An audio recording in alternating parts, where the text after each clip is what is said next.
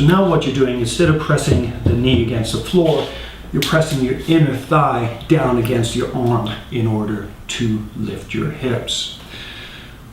So, protract the shoulder blade, bend the elbows, keep the shoulder blade protracted.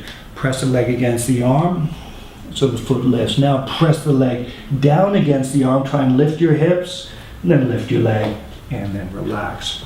Now that might be a bit too much all in one go. So what could you do to change that? Instead of lifting the bottom leg, just focus on lifting your hips. So protract, bend forward, press the leg against the arm, lift the foot, and just lift the hips. You may find that's a little bit of work in itself, but what you could do, you might find you can shift your body forward or back, so it's a little bit easier to lift your hips.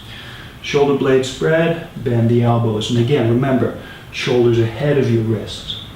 Press your leg against the arm, lift the foot, try lifting your hips. You can move forward or back a little bit, and then when you can do that, try lifting the bottom leg.